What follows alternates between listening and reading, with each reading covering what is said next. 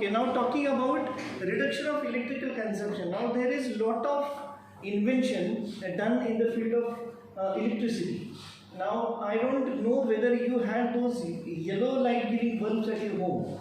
So if you happen to have a very old home or a old flat scheme or a very old bungalow, you might be having those bulbs which are still you get it in the market. You know, that bulbs have got the filament inside it. Science student might be knowing that filament is made up of which metal? Tungsten. And there's a gas inside argon. So this filament lamps, not only these lamps, then halogens we use very often at a festival time like Diwali and Ganpati festival, we use halogen. That also has the filament. So whichever electrical, this light giving element, light giving source has got a filament inside, it has got very high power consumption. And power consumption will result into your electricity bill, MSCEDCL, Maharashtra State Electricity Distribution Board. So that will give you a electricity bill. So more filament bulbs you are using at your places inside your houses, the more power consumption you will get and the more higher bill you will be getting from electrical department. So the billing is based on the consumption of the electrical power, which is based on a wattage of a bulb.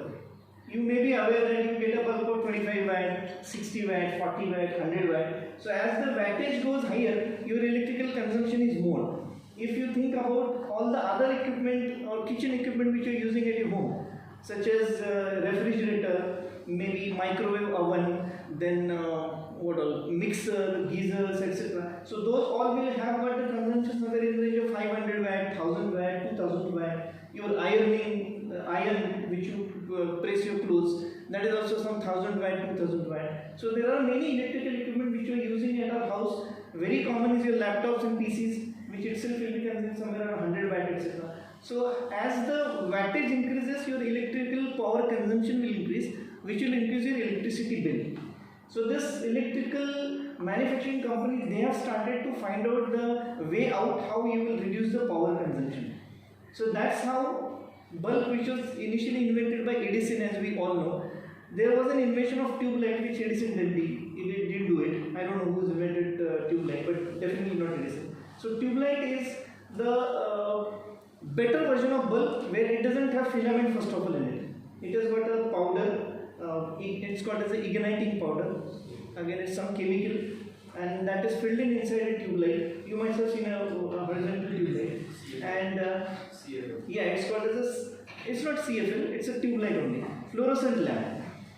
So it's a tube light, it has got a powder, it doesn't have a filament. The moment filament absence is there, it will not consume more electrical power. So 40 watt bulb and the amount of light given by the 40 watt bulb, when you are putting, say, let's say in this room you put only one 40 watt bulb, that probably will be insufficient to light the entire room. So instead of 40 watt bulb, if I put one tube light of same wattage, 40 watt, it will give you more light. So technology will give you more light, point number one. And point number two, even if the wattage of the tube light is same, it will give you more light. So why somebody will fit 40 watt bulb, instead he will fit 40 watt of tube light, which will give you more light.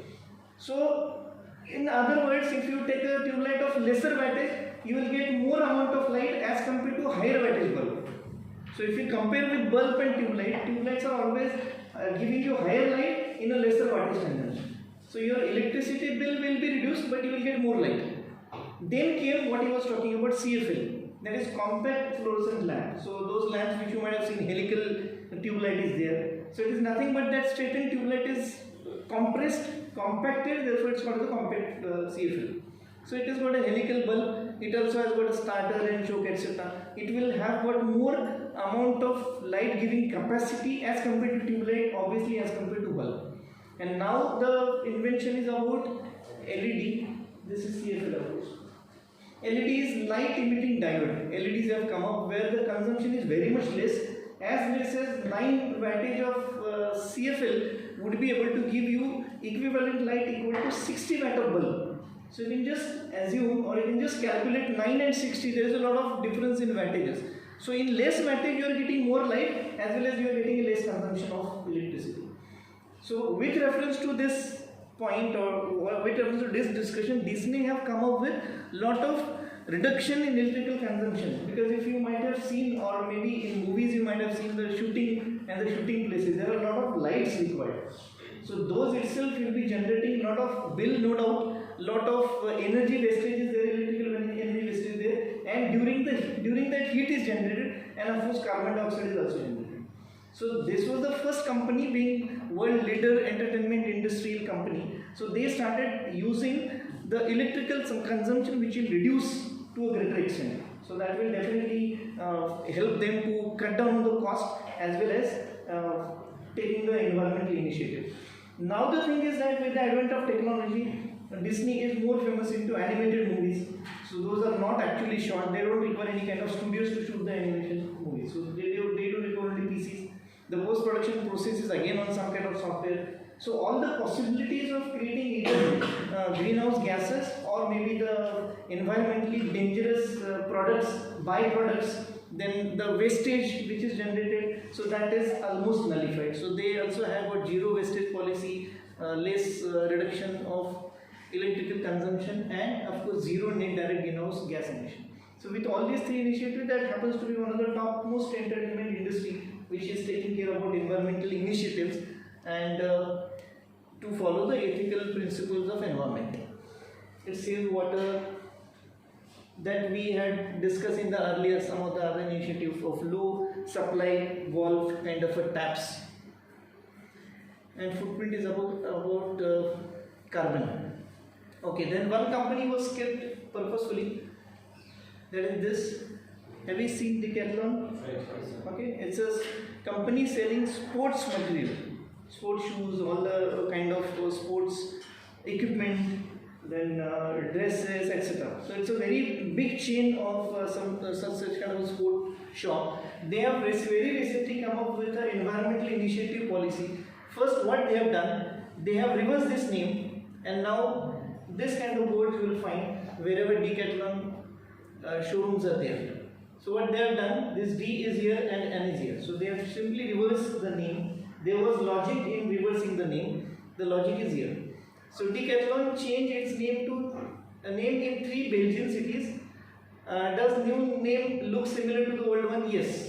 It is NOLHEACED is just the reverse of Decathlon. But why? It is a strategy to promote reverse shopping, which basically means that customers can resell old or unused sporting goods back to the store. The one which you purchased maybe some years before, you can take them back to the store and they can sell them. The company will repair these items and resell them in some form under warranty to promote general awareness of environmental friendly practices. So, yeah. The product which we have bought from their company. Obviously. So this is the initiative where they have thought of. So it is, in simple terms, is a recycling of their own product which have been sold.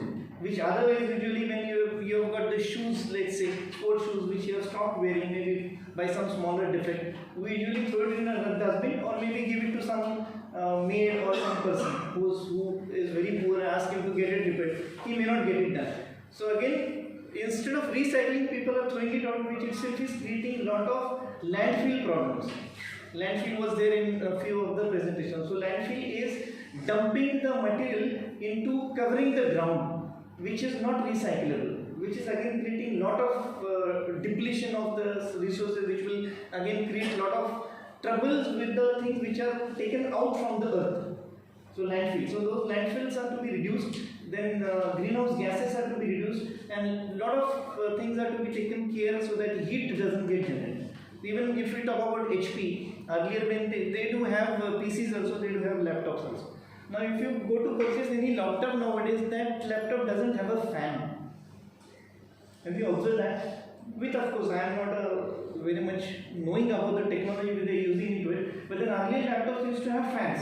Why those fans were required? Because there was a lot of heat generated, and that heat was given out to the surrounding. Along with the heat, automatically all these gases will be released. So to avoid that, with the help of technology, there is no heat coming out of the nowadays out of the laptop. I think even your handsets also, handsets not supposed to get heated. If your handset is getting heated, there is some problem with the battery, which is likely to create a lot of environmental dangerous elements. You are supposed to recycle batteries. So therefore, in earlier some module somewhere, we have spoken about e-waste management and e-waste recycling, there are CSR activities done by the companies only for collecting the e-waste. E-waste means all these electronic items which we otherwise throw in a dustbin, which may not be recycled in a proper way. It will either go to the landfill or it will create many other problems of disposal of e-waste. So there are companies who started with CSR activities of collection of e-waste. There is my college in Pune where I graduated from COEP. They do have a e-waste collection dustbins kept at different places in the college. Because you students are using nowadays more of electronic items which are likely to go waste. Even if you at your home, if you have certain electronic waste like old CDs, old floppies, some old handset which is out of use, maybe some old laptops which is not functioning right now, electronic watches. There are many electronic products nowadays. Rather, there is not a single field where electronic has not entered. Talking about the smart homes you might have heard of.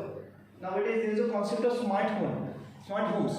So which means you will always have your home protected, your home members protected. So if you go to purchase your house in a comparatively luxurious society, they have got all these smart home facilities provided there. So right at the entrance there will be somebody who would like to visit your home. You might be staying on 23rd floor in D building, which might be around half a kilometer from the main entrance.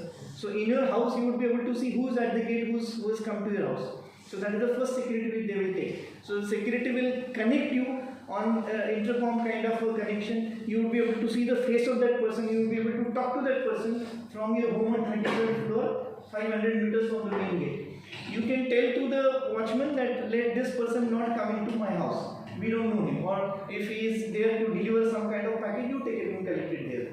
Second security is when he comes to your building. Maybe your building is B and there are some 40-story such 10 towers. Your building is D. So there will be one more security, again the same process will be repeated. When the person comes in front of your door, he will press a door. That door is nothing but again a similar kind of screen. You can talk to the person in front on a camera which is fitted inside your house and outside also. This is the advanced technology. Earlier you would not be able to see the person, but now you can see the person standing in front of you. You are inside, you can talk to him. If you decide, you can open the door. Now as far as the door opening systems are concerned, those have become so much advanced that except your family members, no one can open your door. Because that is totally dependent on your thumb scanning. Right? So because we know that your thumb impression will not match with anybody on the earth. So that lock could be set only for your family members. 3 people can open the lock only with a thumb impression, because that is again an advancement which has happened earlier when you used to have latch locks. So you might have forgotten the key inside and the door gets locked. So you'll have to call that latch person, lock repair and open the door. Nowadays that problem is not there. You go out of your house, your thumb is your key to your house. So there are numbers also which you can dial. Suppose there is some sticky material on your thumb, you have come from the rain, it may not operate. So there are some numbers to be dialed. So you remember your number can be different, your husband's number can be different, your child's number can be different. But still that will open only with those 3-4 numbers of your family members. And of course there is a key also, with a traditional one. So any one of these things will definitely open the house for you, but not a 4th person will be able to open that. That is again advancement of technology which is happening. This has gone to such an extent that usually you might have experienced that when you go to a washroom, when you come out of the washroom light is always on most of the times. You might have got abuses from your mothers and fathers for keeping that light on of your washroom. But nowadays the technology has gone so much ahead that all the fittings in all such kind of high cost luxury houses are such that if you are not using a particular bulb or a particular light fitting, it will get switched off automatically. To such an extent that the moment you come out of the washroom, you close your door, the light will get automatically switched off. If you are walking in a passage, let's say you are going from this end to that end, so this light will get switched on to see what is there in front of me. As I cross that light, the back light will get switched off, the next light will get switched on. These are all happening, but then these are creating a lot of environmental issues as well. But of course, with all these technological advancements which I have told, electronic, from there I got diverted. Electronic has come into all the systems. It's all electronic initiatives which are taken, which is likely to create a lot of carbon footprints. Now talk about this AC. Now you have got the remote to the AC. Now all the AC companies have come up with a lot of features into this AC. So every time you don't need to switch on this AC when you come to the classroom. So there is a facility called as 24 on-off switch. So you set it to switch that AC on at say 8:30 in the morning. So by the time you come, this entire room will be absolutely cold. And then if your classes are getting over at 4 o'clock, you set it that at 3:30 it will get automatically closed. The ACs have come up with a lot of sensors into it, and if I happen to cross that AC, if it is wall mounted, then only during that time it will flow with more higher speed. Lot of such kind of features are there with the AC, and all those are nothing but the electronic initiatives. Some sensors are there in the ACs. Now AC is supposed to give you a pure distilled air. We know distilled water, right? You might be purchasing the distilled water bottles. So distilled air is the air which is free from dust, free from all the unwanted materials which fly along with the dust and we inhale. Then free from viruses, bacteria, carbon dioxide, carbon monoxide, whichever is not expected to be in the air, that AC will take care of it. So AC will filter the entire air, and of course AC will give you the temperature which you are comfortable with. Otherwise, sitting in this classroom for the whole day without AC would have been definitely trouble. So most of the Mumbai offices, they do have ACs because the outside atmospheric temperature is too much high on normal days also. So not only reducing the temperature but taking care about the air which is given to you, that is 100% pure. Again, these kind of all initiatives require a lot of environmentally dangerous features, because this AC is called an indoor unit. It has got filters which will filter your carbon dioxide, carbon monoxide, viruses, gases, then CO2. There are many things, dust particles, carbon particles, which are otherwise moving in this air, we do not know. So those particles are as small as they say 0.01 micron. How much is 0.01 micron? Any idea? Any science graduate can tell me? 1 micron is 1 divided by 1000 part of 1 millimeter. 1 millimeter only this distance. 1 millimeter, I hope you can understand. So you are supposed to make 1000 parts of this 1 millimeter. Is it possible to do it manually? Then you take one part of that 1000 and divide that again into 100. And then you take the smallest part. That is the smallest particle which is moving in the air. That also gets filtered with AC. So with the help of technology. But what about the kind of screens or the grill which the AC is using? That is again likely to develop, because when it is being absorbed by the grill, that has to be given out somewhere. So you have to clean it, you will have to recycle it. If it doesn't get recycled, it gets mixed with the air. So to avoid that, all these air conditioning companies, electronic companies, they have come out with a lot of inventions happening in this area, so that you are not getting any kind of air polluted in the AC environment, or when you drink distilled water, you will get very 100% pure water. So coming back to our decathlon exercise on example, so this might be not be one of the companies who are taking such kind of initiatives. There are most of the shoe manufacturing companies, sportswear, they do have this kind of a recycling of the goods, which is possible. So first thing comes that at the time of design itself, you design a product in such a way that maximum of the product should be recycled. I don't remember whether I had given you this example or not. Construction industry is coming up a big way to have recycled construction.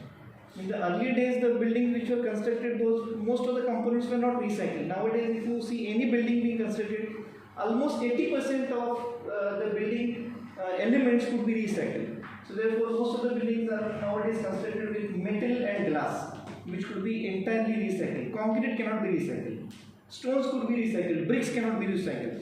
So the elements which are being used in the building construction, they are trying to see that 80 to 90% of it could be recycled. There is a hotel chain which you might have heard of, Orchid Hotels, which was started by whom? Any idea? Have you heard the name of Vittal Kamath? Yes. Who is the owner of Kamath restaurant, chain of restaurants. He was the one who started with Orchid Hotels. And he has got a chain of Orchid Hotels almost in more than 50 countries. So the speciality of all these hotels is that all buildings are constructed with a recyclable construction material. So that 80 to 90% of the material with which the building is made, and if the building gets dismantled, damaged, or maybe struck down to construct a new building, then 80 to 90% of the material will be reused or recycled. So those kind of initiatives nowadays are taken by almost all the different types of industry sectors, so that they try to help the environment or try not to create any such kind of unwanted elements in the society which will be dangerous to the environment as well. Okay, now let us come to the next part. Before we break for another 5-10 minutes, I will speak on this, and the remaining groups will be presenting after I explain the concept. Now there is a concept of CSR. Now why this was required? The reason being, the companies were not taking initiatives from environmental perspective. So government has come out with the initiative of corporate social responsibility, and as you could read there, India happens to be the first country, sorry, not company. India happens to be the first country in the world to make CSR activities compulsory to the companies. Maybe because our companies were not doing it. Exceptionally few companies like Tata's, they were doing CSR activities a lot. This is their establishment, because they have a thought process that we exist or our business exists because of the customers, and customers are nothing but the society. So they were the few first companies who started with the initiative of their own without government making it compulsory. CSR Act came up. It's not an act; it is an addition to the Companies Act. In 2010, they have made this CSR activities to be done compulsorily by the companies, because companies were not doing it.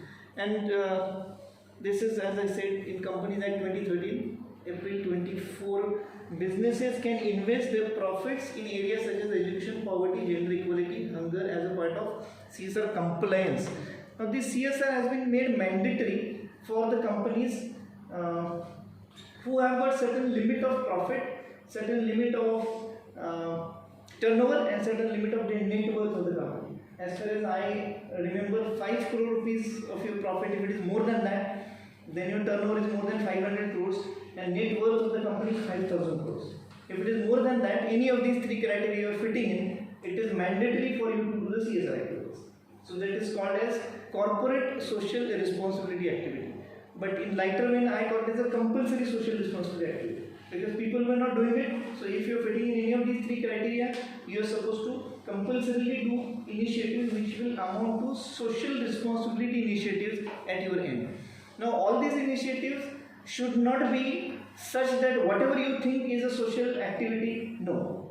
So CSR Companies Act, they have got a schedule provided in the Act, and they are telling you in the schedule that if you are doing any activity out of this, I guess there are some 9 or 10 items in that, then only will amount into CSR activity, otherwise we will not consider it as a CSR activity. So in that schedule, if you are taking up any of the activities, other than that, if you think as a CSR activity, it is not considered a CSR activity. So you have to do any activity which is among the schedule, which is very clearly given there. Along with that, if you, of course, as I said, if you are fitting in that criteria, you have to do a CSR activity, then there is an audit which is conducted for such kind of activity. So you have to have an internal committee who will be doing an audit, and external chartered accountants school also be appointed for getting that audit done. That means what is the amount of figure which comes out to you as profit, and then how much amount of money you have done on a CSR activity, what are the activities, what is the amount of money which is invested or wasted in it. So you have to prove it along with all the bills, complaints. A lot of complaints are required for CSR activity. Audit happens. Now they say that 2% of your average profit of last 3 years is to be put into CSR activities. Obviously it has to be 5 crores plus. So 5 crore, even if you consider as the lowermost level of 5 crore rupees as your profit, for last year it was 5, this year it's say 5.5, next year it is say 6.5. So you have to take 5 plus 5.5 plus 6.5 divided by 3, whatever it comes out to be 2% of that, which is a very small amount that way, which might come out to be a very small amount. So that has to be compulsorily invested in some or the other kind of CSR activity, and that has been made compulsory by our government, and we become the first country to make such kind of activity compulsory. How much time do we have? 12. Okay, so we'll stop here. After that, I will tell you the schedule, which activities will come under CSR, and then we will have your presentations.